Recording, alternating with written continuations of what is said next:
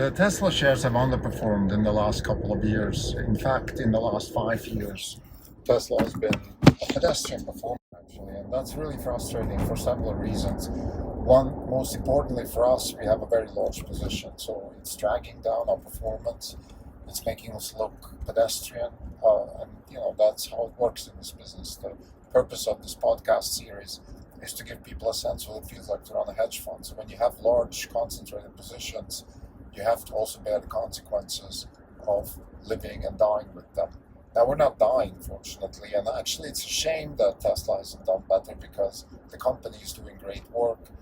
They have come up with some very interesting technologies, and therefore you would want to actually see them perform better. So let's discuss why we think there is not more progress in the shares, and then more importantly, what we think needs to happen for the shares to do better. This is the Not Ignore podcast. It's November 21st, 2025. This is Grim Delco. For the year, we are up 4%. The market's up 12.5%. We're outperforming by 8.5%. So for the last 5 years, Tesla has roughly doubled, maybe 2.5 times, which in itself you could say is fine, but relative to other stocks like Google or there's plenty of stocks, but we kind of look at Google because it's the closest company that we think we would be investing in if we hadn't invested in Tesla and Nvidia. So Tesla has underperformed Google, and that's a shame because we believe that actually the Tesla employees and the leadership and the innovation and the cadence and the speed and the breadth and the creativity and everything is so much better at Tesla than at Google. Nevertheless, they're underperforming. Now the question of why that is happening, I think one reason is the Chinese competition in cars. That was unexpected, that the Chinese will be able to beef up their supply chain this fast. Now they're not making any money, but their cars are good, and it's foreseeable that probably eventually one or two players will emerge and survive and be viable competitors. Now when that happens, we believe that Tesla also will do fine. We have said several times that we believe that Tesla label in China will be similar to Apple's, so 10 to 20% market share of a large market, and the rest will be subdivided by the Chinese players. So one is competition in China. The second is lack of adoption in the US.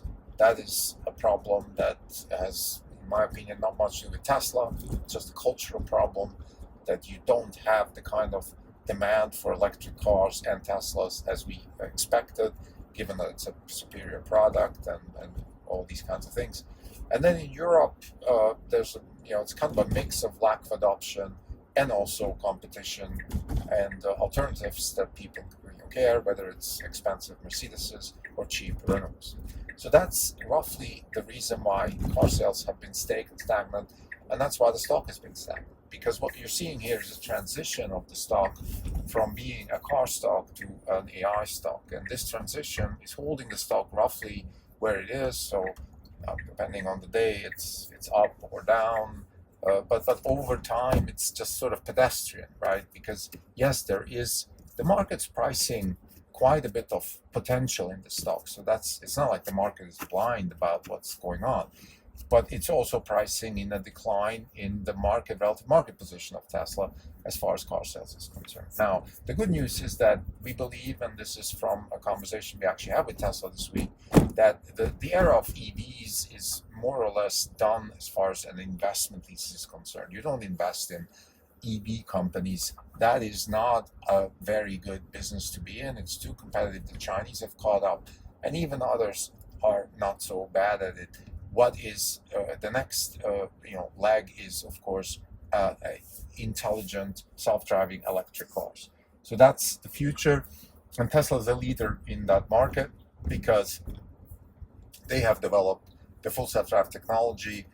By the way, it's not just the AI, of course, it's the whole package, the operating system, the over-the-air updates, the software that drives the car. There's a lot of things that come together that Tesla has. It's a fully integrated company, and they have a fast inference chip. So Everything is more efficient with Tesla. It's faster. It's slightly lower cost, and that is over time going to be an advantage. So what we think needs to happen next year for Tesla stock to finally revalue and give us some tangible returns is that FSD needs to go worldwide, global, and be adopted at a large clip. So in other words, we want to see plus 50% adoption of new car sales in FSD. Now that's going to happen with sort of creeping unsupervised FSD, because that's what we believe will happen. We will see more and more freedom in using, in doing other things while the car is driving, which is really the value proposition of FSD. The value proposition of FSD is not to sit in front of the steering wheel and being forced to look straight out to the window and pay attention to everything. That's, it's nice to have, and it's, for us tech enthusiasts, it's fun, but most consumers are not going to pay for something where they really have to behave like they're driving. They're just not driving. Now, of course, the step from behaving like you're driving towards behaving like you're not driving is a very small one. It's basically a few hints on the screen, a few texts from your girlfriend, and you already forgot that you're even in the car and while the car's driving you. So once that happens, you will not want to go back. And that's the value proposition. But Tesla needs to deliver this now. So this is a showtime. We don't have the kind of patience because our opportunity cost is rising. And which means that we have other stocks, other companies that are delivering. In fact, Google, we always consider Bitcoin as an opportunity cost. Now that's it's been a sell-off there too. So you could argue that we're actually better off now if Bitcoins are opportunity costs. But nevertheless, I think we have opportunity costs, so we can't just keep waiting for Godot here. So FSD needs to go wider and be adopted. That's going to happen by direct adoption of FSD and also by increased car sales of Tesla. The second thing is Robotaxi. Robotaxi is a fantastic product. It's a really, really cash flow driving product because you're replacing a very expensive system, which is a driver, an expensive car, high depreciation, all kinds of things like that. You're replacing that with a robot that is designed for a robotaxi. So you're lowering the cost, according to our estimation, by at least 5x. When you lower the cost of 5x of a commodity, then you have two things. One is you gain lots of market share and volumes go up dramatically. And since you are able to lower the cost by 5x, no matter where you price it, you can price it such that you have a very high cash flow generation. So having said that, what we need to see now is a successful launch of Robotaxi.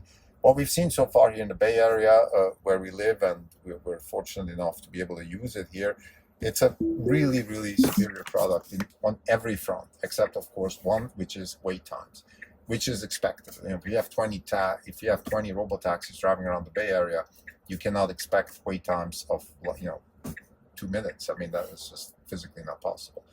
There are certain things they can do to mitigate this. One is scheduling, for example, but of course the other one is scaling, and the company has spoken a lot about how they're going to scale. So those are all kinds of things that we believe will come. But again, like we said with FSD, it's something that we now want to see.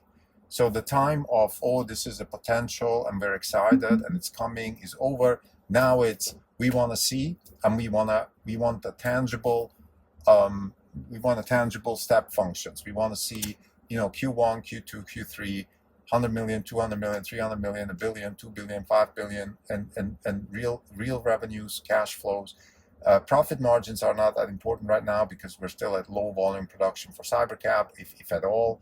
And we also have safety drivers, so the profit margins will be limited. But what we're going to see is unit economics. So if we take out the safety driver, if we assume $25,000 cost of goods sold for a Cybercab, and we have let's call it something like a $50,000, $60,000 operating profit, or let's say gross profit per car per year, we can see very quickly how extremely profitable this can be.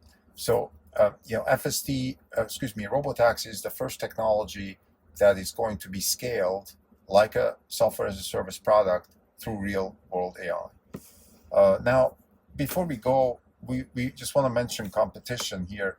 I think we've been neglecting competition a little bit because Waymo, with a high cost structure, has never been considered a real competitor. But we've seen some competitors in China with lower cost structures, Pony and Baidu and WeRide, and therefore there's certainly a risk that you could have lower cost competitors with maybe inferior software and user experiences, but you could still have competition, right? So that is a risk, but in our models, we assume 20-30% market share for Tesla. So it's like with the electric cars. We don't expect Tesla to be the only supplier. What we need is adoption. Once we have full-scale adoption and Tesla gets its share, we believe then that is going to justify the share price appreciation. So to summarize, the next year is the year of show me the product, show me the service, show me the money. FSD needs to be adopted globally and at scale, and drive car sales and FSD adoption. And we want to see Robotaxi launch at scale and penetration and cash flows, because the technology is there. Like it's almost, it would be a shame if Tesla cannot monetize these fantastic products. Thank you.